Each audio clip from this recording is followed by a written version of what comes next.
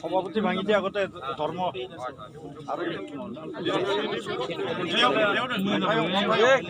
खेबसेयावनो बायनांगोन सार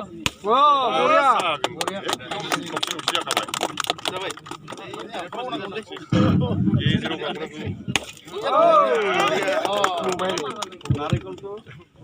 नारिकलটো ভাল না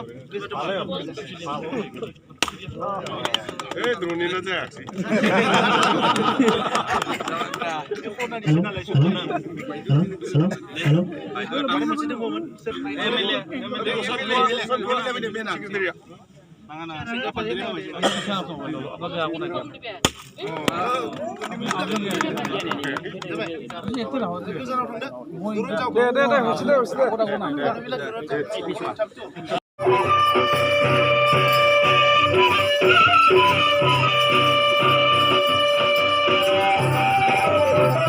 जितु बे हारिमायारि आफाद बर' थुनलाइ आफादा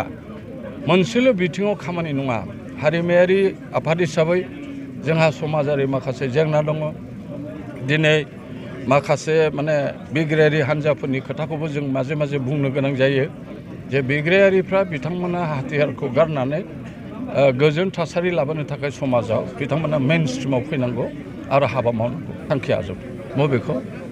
बे जुथुमानि गेजेरजों मोनसे यं जेनेरेसननो गावनि बिमानि रावजों सोलोंनानै जाहाथे गसंथानो हायो बेखौ जोङो प्रिपारेसन जानो थाखाय बेखौ खावलायनाय जागोन आरो लोगोसे जोङो बर' रावखौ आबुं महरै बाहायनो थाखाय जोङो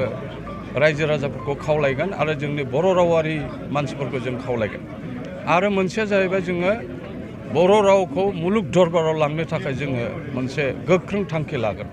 आरो बेखौ आसामनि लोगो रावारि हिसाबै लोगो अफिसियेल लेंगुवेज हिसाबै बाहायथारनांगौ होननानै जोङो नारसिनगोन आरो बे हयथ' थान्दै मेलावनो बेखौ आजावनो हागौ।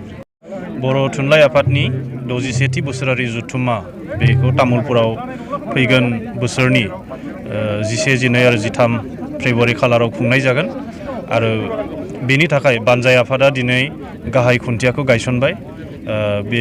गाहाय खुन्थियाखौ गायसननानै होनायनि थाखाय आं बिटिआरनि चिफ प्रमद बर' बिथांखौ गिबियावनो साबायखर जासियो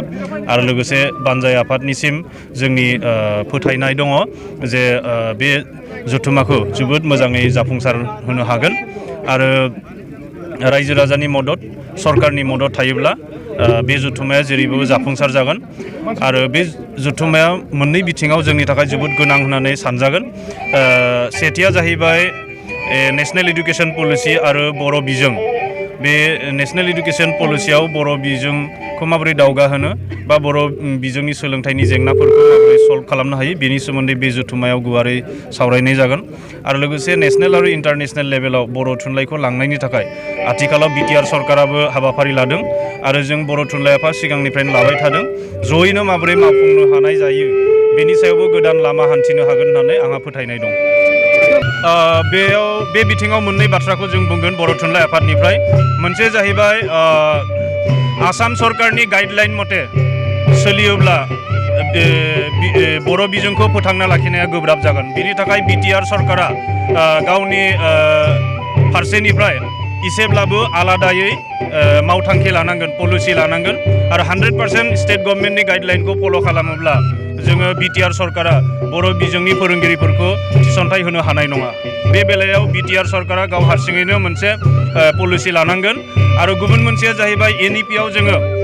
एनइपिनि पलिसियाव बर' बिजोंनि जेंनाफोरखौ सोसननानै बेखौ स्टेट पेट्रनाइजेसन एबा नेशनेल सेन्ट्रेल गभर्नमेन्टनि मोनसे पेट्रनाइजेसन जों लानो हानांगोन अब्लानो बे जागोन। दा थाबैनो आसामनि चिफ मिनिस्टारा बर' थुनलाइ आफाद बर' फरायसा आफाद आरो बिटिआर सरकारखौ बे बिथिङाव सावरायनो हांख्रायगोन होननानै जों मिथिनो मोन्दों आरो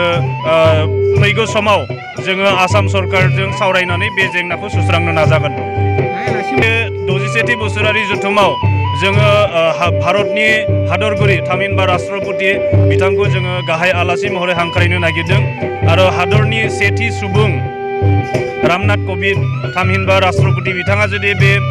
बर' थुनलाइ आफादनि तामुलपुर जथुम्मायाव बाहागो लायो अब्ला बियो बर' थुनलाइ आफादनिल' नङा तामुलपुरबासि रायजोनि थाखायबो मोनसे जारिमिनारि जाथाय जानानै मिथिजागोन।